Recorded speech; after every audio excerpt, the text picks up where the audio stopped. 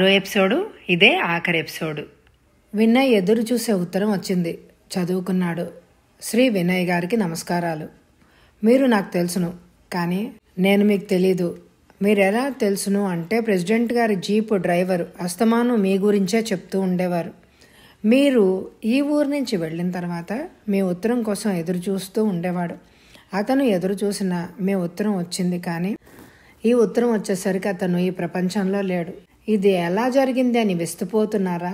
ఇతను ఏ పాపము ఎరగకున్నా పదవిలో ఉన్న ప్రెసిడెంట్ గారి ఘాతుకాలని భరించలేని ప్రజలు ఆయన మీద తిరగబడితే పాపి చిరాయువు అన్నట్టు ఆయన తప్పించుకున్నాడు. ఇతను దొరికిపోయాడు. ఫలితంగా వారి కోపానికి గురయ్యాడు. మన ప్రజలు గొర్రెల మందలండి. ఆవేశంలో ఎవరు అందితే వారిని పెట్రోల్ పోసి తగిలేస్తారు. ఈ ప్రజలు శాంతంగా పడి ఉన్నవాళ్ళు పడి ఉంటారు. విజృంభించారు అంటే జరిగే పర్యవసానం నాశనం. ఎంతకు మించి వివరాలు ఏం రాయలేను కూడా. ఇట్లు పోస్ట్ మ్యాన్. ఉత్తరం చదివి నివ్వరపోయాడు. బాధపడ్డాడు. ఎంత దారుణం! వినయ్ మనసు అదోలా అయిపోయింది. తను శారదతో సినిమాకి అతని జీపులో వెళ్ళడం, ఆ ప్రయాణంలో అతను చెప్పిన కబుర్లు గుర్తుకొచ్చి వినయ్ కళ్ళు చెమరించాయి. 4 రోజులు పిచ్చిపట్టిన వాడిలాగా తిరిగాడు. ఒక నర్సింగ్ హోంలో ఉద్యోగానికి ప్రయత్నించసాగాడు. ఉద్యోగం వచ్చి తీరుతుందన్న ధైర్యం ఉంది. రాత్రి పడుకుంటే చాలు చిన్న మేనమావ గారి ఊరు గుర్తుకొస్తుంది. ఈ టైంలో ఆ ఊరు ఎలా ఉంటుంది? నిశ్శబ్దంగా ఉంటుంది. కమలత్తయ్య ఏ కాశీ మజిలీ కథల పుస్తకమో చదువుకుంటూ ఉండిపోతుంది. నీరజ తన గదిలో కూర్చుని ప్రైవేటు పిల్లలు రాసిన పరీక్ష పేపర్లు దిద్దుతూ ఈ ప్రపంచాన్ని మర్చిపోయి ఉంటుంది. మామయ్య ఊళ్ళో ఏ తగుపడే వాళ్ల మధ్యకో వెళ్ళి సర్ది చెప్తూ ఉంటాడు. ఆచార్యుల వారు పొరుగురు రోగులను చూడాలని వెళ్ళి రాకుంటే వర్ధనమ్మగారు ఒక్కర్తి అంత పెద్ద ఇంట్లో ఉయ్యాల బల్ల మీద కూర్చుని చిన్నగా ఊగుతూ ఆలోచిస్తూ ఉంటుంది. వినయ్ ఎంత గడుసువాడు. ఇనపెట్టె తెరిచి వచ్చేసరికి చెప్పకుండా పారిపోయాడు. మళ్ళీ కంటికి కనిపించలేదు అని అనుకుంటూ ఉండి ఉంటుంది. సూర్యనారాయణ గారి ఇల్లు, అక్కడ గడిపిన రోజులు కూడా గుర్తుకు వస్తున్నాయి. శారద అమాయకురాలు కాదు, తెలివిగలది కాదు. ఏది ఏమైనా ఈ జ్ఞాపకాలను మర్చిపోవడం మంచిది అని కళ్ళు మూసుకున్నాడు. శారద పెళ్లి విషయం రాస్తే జవాబు రాయలేదు అంటూ సూర్యనారాయణ మళ్ళీ రాశాడు. అన్నగారికి జవాబు ఏమని రాయాలో తెలియక తలబట్టు కూర్చుంది రాజ్యలక్ష్మి. వినాయక్ ఒక రిజిస్టర్ కవర్ వచ్చింది. సంతకం చేస్తూ అనుకున్నాడు ఎక్కడి నుంచి వచ్చింది అని. విప్పి చదువుకోసాగాడు. ఉత్తరం గాక పెద్ద గోడలాంటి పార్సిల్ అది. అందులో ఉంది. దాన్ని వదిలి ముందు ఉత్తరం విప్పాడు. చిరంజీవి వినయ్కి ఆచార్యుల వారు దీవించి వ్రాయినది. నేను నీకు ఉత్తరం రాయాల్సి వస్తుందని ఎప్పుడూ అనుకోలేదు బాబు. జీవితం అంటే ఇంతేనేమో. అనుకున్నది జరగదు, అనుకోనిది జరుగుతుంది. వినయ్, నువ్వు అనుకోకుండా మా ఊరొచ్చావు. వీళ్ళందరితో పాటు నన్ను నా భార్యను కూడా చూసావు కనుక తర్వాత విషయం క్లుప్తంగా చెప్తున్నాను. నువ్వు వెళ్ళిన తర్వాత మా వర్ధని ఎప్పుడు దిగులుగా ఉండేది. కారణం ఏమిటి అని ఎన్నోసార్లు అడిగాను. ఏమీ లేదు అనేది నేను నమ్మలేదు.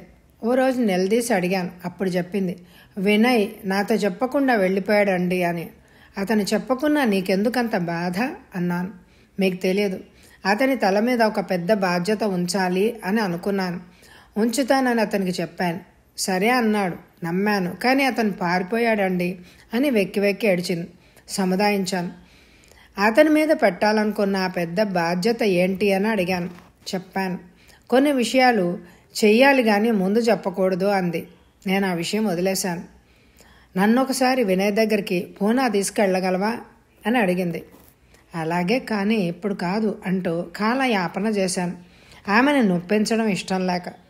అంతే. ఆమె రోజు అడిగేది ప్రయాణం ఎప్పుడు అని. వెళదామంటూ కాలం గడిపేశాను. వారం రోజులకే ఆవిడకు గుండె నొప్పి వచ్చింది. ఒకసారి నా మందుతో తగ్గించగలిగాను. మరోసారి నొప్పి వచ్చి నా వల్ల కాలేదు. వైద్యం వల్ల ఆమెను దక్కించుకోలేకపోయాను. మృత్యుదేవత కోరల్లో చిక్కుకున్న ఎందరినో నా ఆయుర్వేద వైద్యంతో రక్షించి తిరిగి జీవితాన్ని ఇవ్వగలిగాను నేను. కానీ సహధర్మచారిణిని రక్షించుకోలేకపోయాను. వినయ్, నేనిప్పుడు ఏకాకిని. వర్ధిని ఆఖరి శ్వాస విడిచే ముందు నాకు ఆ విషయం చెప్పింది. అదేమిటంటే, ఇనప్పెట్టెలో ఒక సంచి ఉంది. దాన్ని నీకు భద్రంగా అందజేయమని మరీ చెప్పింది. ఏమిటి అదని నేను అడిగే అవకాశం లేకపోయింది. చెప్పే శక్తి తనకి లేకపోయింది. ఇంతకు మించి మరేమీ నాకు తెలియదు. ఆమె జ్ఞాపకం ప్రకారం ఆ సంచిని, నగల మూటని నీకు పంపాను. ఇంతే. నీకు శ్రమ కలిగించినందుకు నన్ను మన్నిస్తావు కదూ. ఇట్లు కృష్ణమాచార్యులు. వర్ధనమ్మ గారు పోయింది అన్నది చదువుతుంటే వినయ్ కళ్ళ నుంచి నీళ్లు జలజలా రాలాయి. వినయ్ అంటూ ప్రేమగా చెయ్యి పట్టి లాగి ఉయ్యాల బల్ల మీద కూర్చోబెట్టి నవ్వుతూ చూసి ఆ ప్రేమమూర్తి గుండె నొప్పి వల్ల పోయిందా? ఆ సమయానికి డాక్టర్ సహాయం సరిగ్గా అంది ఉండదు. అంది ఉంటే ఆవిడ బ్రతికేది, తప్పక బ్రతికి ఉండేది.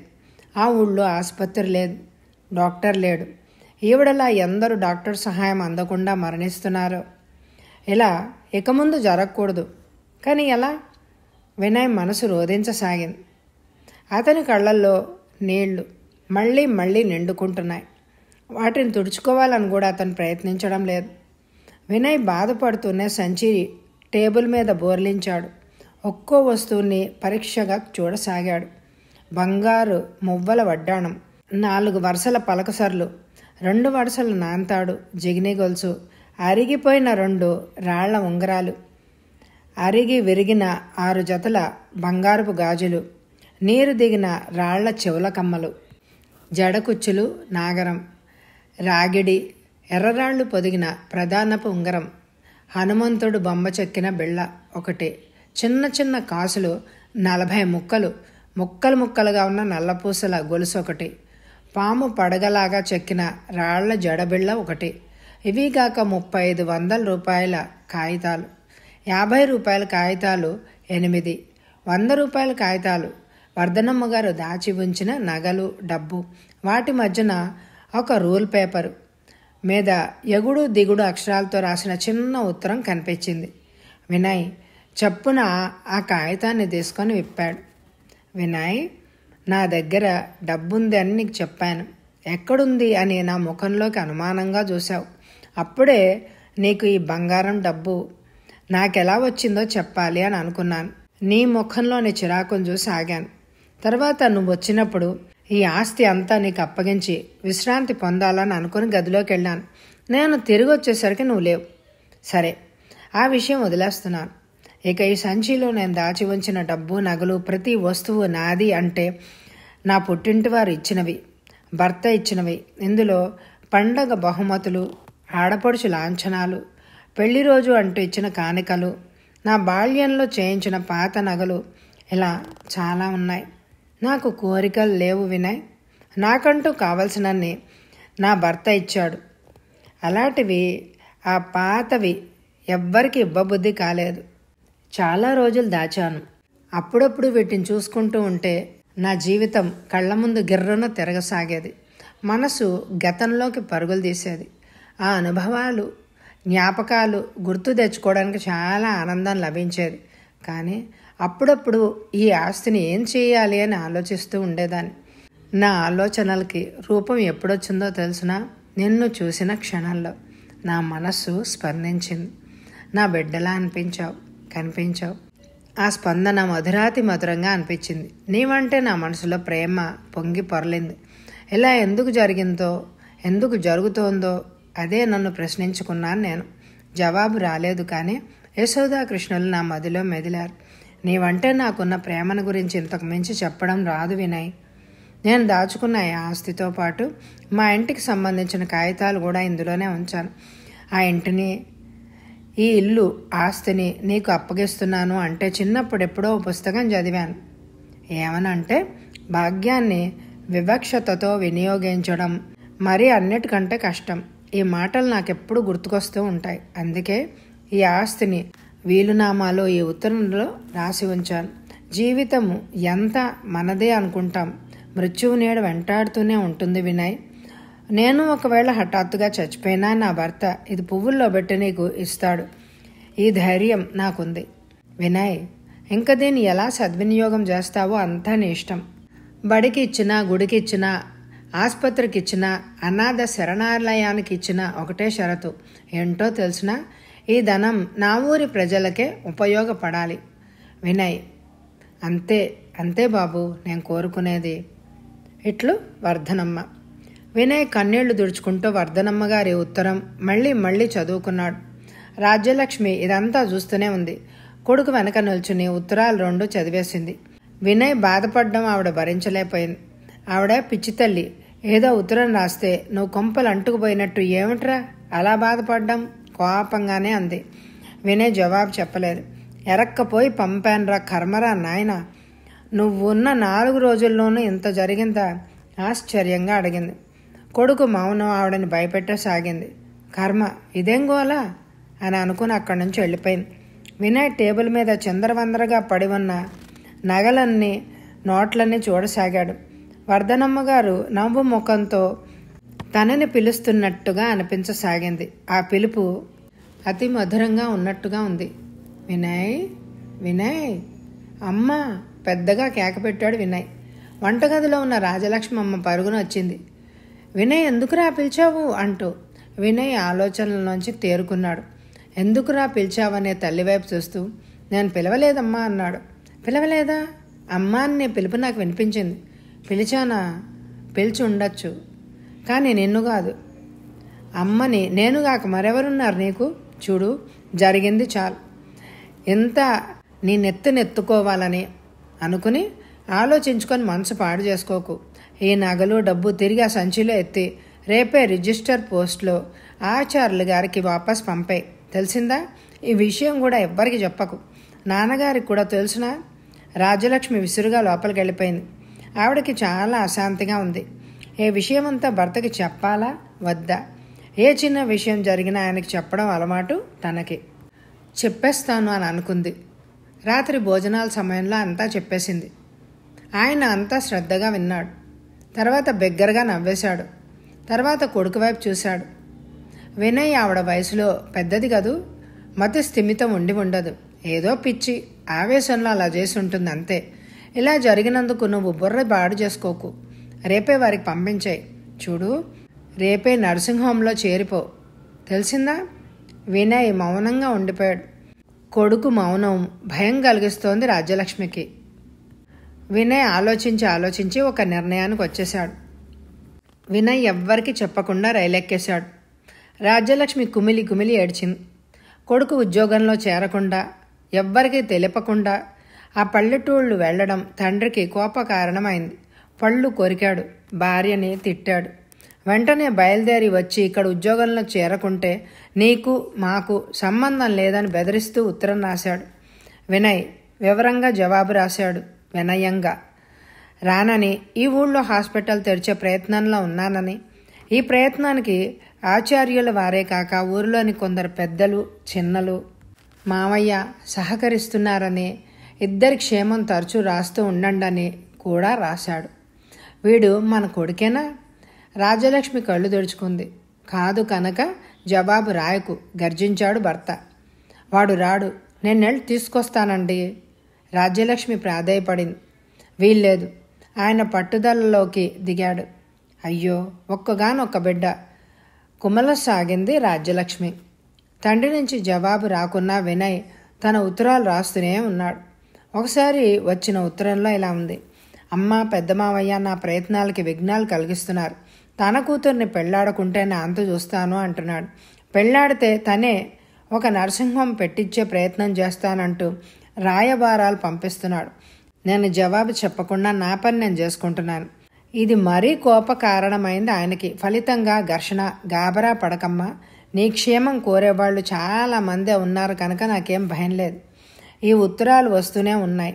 కాలం గడిచిపోతూనే ఉంది. 1 సంవత్సరం కాలం గిర్రున తిరిగిపోయింది. తండ్రి కొడుకుల మధ్య పట్టుదలలు ఏమాత్రం తగ్గలేదు. వినయ్ దగ్గర నుంచి ఒక ఉత్తరం వచ్చింది. రాజ్యలక్ష్మి ఆతృతగా చదువుకోసాగింది. అమ్మా, నా మీద ఇంకా పోలేదా అమ్మా? నేను ఇలా ఇక్కడికి రావడం నీకెంత బాధ కలిగించిందో నాకు తెలుసు. కానీ ఒక్క విషయం ఆలోచించు అమ్మా. డాక్టర్గా నా అవసరం పూనా సిటీలో కంటే ఈ పల్లెటూరులోనే ఎక్కువ ఉంది. ఇక్కడ ప్రాక్టీస్ పెట్టినందువల్ల డబ్బు ఎక్కువ సంపాదించలేను నిజమే, కానీ ఇక్కడ పేద ప్రజల ఆదరాభిమానాలు విరివిగా లభిస్తున్నాయి. దీనికి మించిన విలువైనదేది ఈ ప్రపంచంలో లేదు అని అనిపిస్తోంది. వర్ధనమ్మ గారి ఇల్లు పూర్తిగా హాస్పిటల్గా మార్చేశాం. ఆచార్యులు గారు నాకు అండగా ఉన్నారు. కానీ ఆయన బాగా వృద్ధులైపోయారు. చిన్నమామయ్య ఆశయాలని ఆచరణలో పెట్టే ప్రయత్నం చేయాలంటే ఒక విధంగా అధికారం సంపాదించాలి. అధికారం ఉంటే కానీ ఇక్కడ ప్రజలు మాట వినరు. ఎందుకని నీరజ ఎలక్షన్లో నిలబడి పంచాయతీ బోర్డు ప్రెసిడెంట్గా గెలిచింది. ఊరికి కావాల్సిన పనులన్నీ చేయిస్తూ అందరి అభిమానాన్ని చూరగొంటూ ఉంది. నేను చిన్నమ్మావి గారింట్లోనే ఉంటున్నాను. నీరజను పెళ్లి చేసుకోవాలి అని అనుకుంటున్నాను. దీనికి నీ ఇష్టం కావాలి. దానికోసం ఎన్ని సంవత్సరాలైనా వేచి చూస్తూనే ఉంటాను. నీ రాక కోసం 1000 కళ్ళతో ఎదురు చూస్తూ ఉంటాను. నాన్నగారికి నా నమస్కారాలు అందించు. వినయ్. భార్య చేతిలోని ఉత్తరాన్ని తీసుకుని వినయ్ తండ్రి చదివాడు. రాజ్యలక్ష్మి భర్త ముఖంలోకి చూసింది.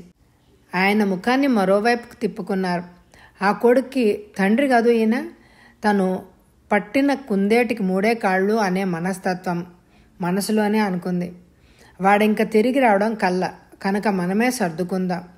మనం ఇద్దరం వెళ్దామండి. వెళ్ళి వాడు కోరుకునే నీరజనిచ్చి పెళ్లి చేద్దామండి. మన చేతులతో ఆ ఇద్దరికి అక్షింతలు వేసి వద్దామండి. ప్రాధేయపడింది. ఆయన ఊ అనలేదు, ఆ అనలేదు. మీరు రాకున్నా నేను వెళ్ళొస్తాను. వాడిని చూసి సంవత్సరం దాటింది. నేను ఇంక ఉండలేను అంటూ ఒంటరిగానే రైలు ఎక్కింది. రైలు కదులుతుండగా బ్యాగ్ పట్టుకుని రైలెక్కి తనని వెతుక్కునే భర్తను చూసి ఆశ్చర్యపోయింది. ఆవిడ కళ్ళ నుంచి ఆనంద బాష్పాలు జాలువారాయి. మనసు మెత్తన, మాట కఠినం అని అనుకుంటూ తృప్తిగా నెట్టొడ్చింది. ఆవిడ మనసును పుట్టిన ఊరికి పరుగుదీసింది. ఆ ఊరిలో మెల్లమెల్లగా మార్పులు జరుగుతూ ఉంటాయి. హాస్పిటల్లో వినయ్ రోగుల్ని దయగా పలకరిస్తూ వారికి కావలసిన మందులు రాస్తూ ఉంటాడు కాబోలు. వాళ్ళు వినయ్ని ఆత్మీయంగా చూస్తూ 100 ఏళ్ళు చల్లగా బ్రతుకు డాక్టర్ బాబు అంటూ ఉంటారు. ఇలాంటి ఊహలకే రాజలక్ష్మి మనసు పులకించి పోసాగింది. అది కళ్ళారా చూస్తే అన్న ఆలోచన ఆవిడికి సంతోషాన్ని కలిగించసాగింది. వినయ్ తండ్రి మొహం కూడా అలాగే ఉంది. ఆయన మనసులోనూ అలాంటి ఆలోచనలే అలా అలా సాగిపోతున్నాయి. రైలు ముందుకు పరుగు తీస్తూనే ఉంది. నవల సమాప్తం. ఈ నవల మీ అందరికీ నచ్చిందండి? అయితే మీ అమూల్యమైన అభిప్రాయాన్ని నాకు కామెంట్ ద్వారా తెలియచేయండి. ఇలాంటిదే మరొక మంచి నవలతో మళ్ళీ మీ ముందుకు వస్తాను. ఇంతకుముందు చదివిన పూర్తి నవలలు, ఎపిసోడ్లు, కథలు ఎండ్ స్క్రీన్లో ఉంటాయి. శ్రీ కథాసుధ అనే ఛానల్లో ఓపెన్ చేసి స్కిప్ చేయకుండా వినండి. ఇంతవరకు నాకు కామెంట్స్ పెడుతున్న అందరికీ, లైక్ చేస్తున్న అందరికీ, నా ఛానల్ వింటున్న అందరికి కూడా నా హృదయపూర్వకమైన ధన్యవాదాలు. Thank you very much my dear friends.